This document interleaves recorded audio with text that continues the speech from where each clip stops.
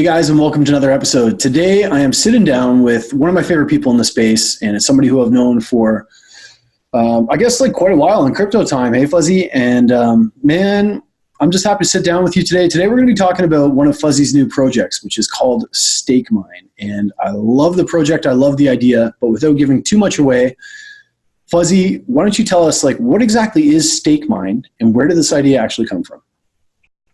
Okay, so Stakemine is a tool that's made for the specific purpose of creating a middle ground for investors and creators and the users of the EOS ecosystem. So we can essentially create a middle ground that lowers the risk for all of them and increases the chances that they're going to be actively participating in the network because of that lowering of the risk on all of their parts. So I want to try to boil it down as much as possible.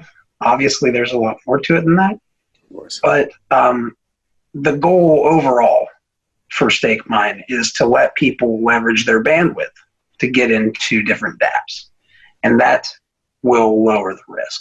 But please continue and feel free to say anything else that you have for me. No, man, it was funny because, of course, you know, like, all the rage in EOS are like these decentralized gambling applications, and you and I had the pleasure of getting wrecked on a couple together, just brotherly wrecked. You know, like, I mean, you play the game, you get what you get. We both know what we get into every time we buy these things, but for me, that's what this thing is solving. Instead of getting wrecked, you can use bandwidth. Like, do you want to talk a little bit about kind of the problem that this is solving and kind of like how this kind of hit you with this little hallelujah eureka moment? Well, there's a couple things. One was in the earliest days, like when they were announcing EOS, we were talking about bandwidth tokens and using resources as a means of investing into projects. And this actually dates back to Steam and whale shares when we were doing things with whale shares on this front. So the problem is that we see most often in these ICOs and these distributions of tokens is you get a token, usually with your primary token, which might be, you know, in this case, it's EOS. And you get this token in return for hard-earned EOS. And now you're like, okay, I'm going to go use this website. I'm going to go try it out. I'm going to do these things. And you might participate in the dApp or whatever, but what happens if that dApp says, okay, well, we got a bunch of tokens sold. We made our money. We want to retire to an island somewhere and just disappear, right? In that case, the most likely chance that that's going to happen is when when they get the money up front before they really have much to show, right? So during those early stages of a dApp's development, it is very risky for somebody to buy into it. And one of the key things I think about Stakemine is if bandwidth is valuable to them, it's valuable to them because they want to run a dApp. They have something that at least works, right? Yeah. Something you can at least try. Otherwise, the bandwidth really isn't too valuable for them. So it kind of solves that problem where a person who wants to buy into a token, instead of having to buy in with their EOS, they buy their EOS one time, they lock it away, taking it off the market so other people can't buy it. And then they use their bandwidth to buy into dApps on the actual EOS network. So what that does is essentially it creates an incentive for more people to buy EOS and lock it up.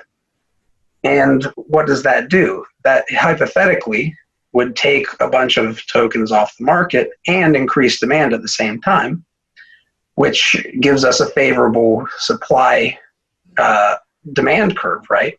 Yeah. And should theoretically increase the value of the network, kickstart more dApps because more people are getting into dApps and wanting to try them. And when they earn tokens, they want to learn about those dApps. And also lowers the risk for dApp developers because they don't have to buy into EOS to launch their MVP. Yeah. They can launch an MVP with limited resources funded by a grassroots community who gets in on the tokens early on. And hey, if it fails, what are you out? You're out your bandwidth. Your EOS is still locked away safely in your vault, and you're just going out and seeking the next DApp that you want to be part of, right? Yeah. So there are multiple kinds of problems that it solves, but the chief one is trying to level the playing field and kind of align those interests and lower risk for all those parties. Yeah, that's a really good explanation. So kind of like as a test case, Jimmy, I don't know why I always use Jimmy. It's just for some reason it's the first name that pops in my head. Jimmy wants to go out. There's a new application. Maybe it's a decentralized gambling application. It needs a bunch of tokens in order to be able to operate, right? So they would come to you and they would say, hey, Fuzzy, I need bandwidth in order to be able to run my application. Now, alternatively, Jimmy has been wrecked like 1,000 times, and we both know Jimmy. Maybe there's a little bit of Jimmy in all of us.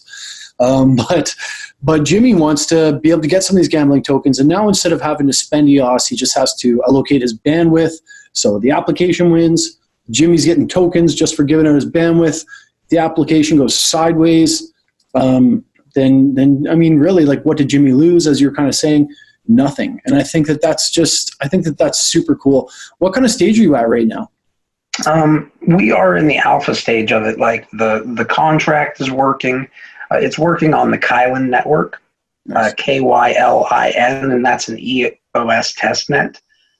So it's working there right now, and people are testing it. We do have a front end for it, but we also have Jonathan, who's the guy who's working on the front end. He has an initial front end, but he said that he wants to make it prettier, so he's working on a new one.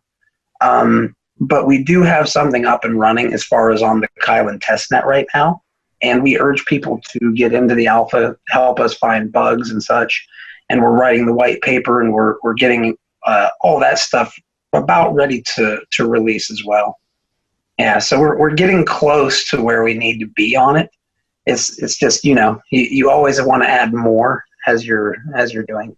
So. Of course. For me, it's rewarding, Fuzzy, because you've been described by a lot of people, and I would actually describe you as the same person. If somebody turns around, gives you $10, you turn around and give 30 to 5 people. You're always giving, man. So this is something I want to see you win. I think you deserve this. I think you work so hard, and it's nice to see something that's kind of this innovative of a project coming together. And there's a lot of people getting excited about it. So I definitely want to encourage people to come and check out the Stakemine Telegram. What does the future hold for Stakemine, Fuzzy? What's like the next stage? Well, I think the first things first, we need to make sure that the user experience is relatively simple, straightforward for both the people who want to go on and list bandwidth and people who want to go on and list tokens, right? Because it will be kind of like Craigslist where you look for both from either side. You can look for people who are selling tokens for their bandwidth or people who are buying bandwidth. For sure. So you can do either one. Now, from there, we're obviously going to want to take it a little bit further, right? We have things like the idea of DAPathons and initial bandwidth offerings are kind of what this is. But I think one of the coolest things about this that EOS people should be more pumped up about than anything is that essentially, if you think about staking being the new mining, the reason why we say staking is the new mining is because if I want to go out and lease a Bitcoin mining contract, right?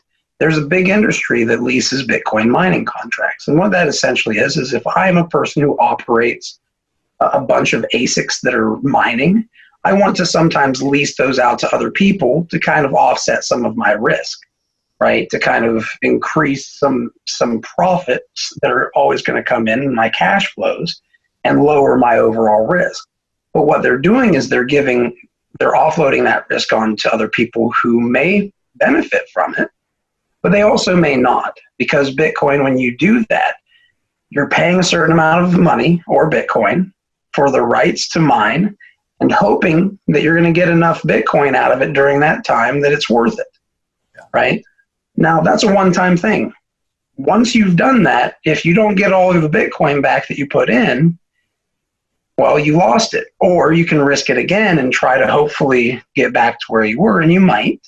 But over time, you're going to see that there are going to be more time. It's going to be riskier. right? So instead of doing that, instead of going out and buying Bitcoin, sending it for mining contract leads, what can you do with EOS? Instead of buying the Bitcoin and using it once, you buy the EOS, you lock it up, and you use it perpetually to get into a bunch of different dApps.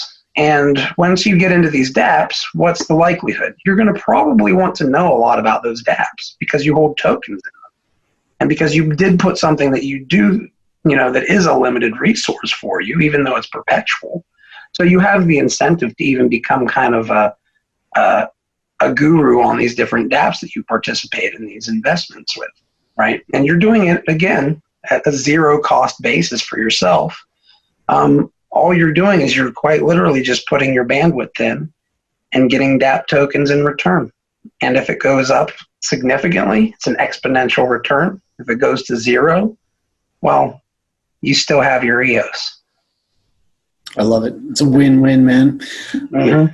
I think what you're doing is really cool, but I'm not really surprised because I think a lot of the things that you do are really cool. But Fuzzy, man, I'm not going to keep you too much longer. I really hope that you're going to sit down with me when things come a little bit further together. I'm going to make sure that I post all your info below, particularly that Telegram. Go hit up Fuzzy. He's one of the most approachable, nicest dudes on Telegram.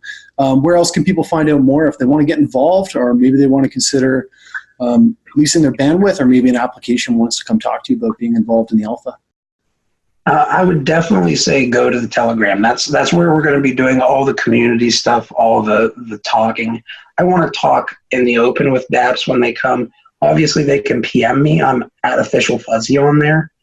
But the Telegram, which is at Stakemine, or t.me/Stakemine, just as you would imagine, STAKEMINE.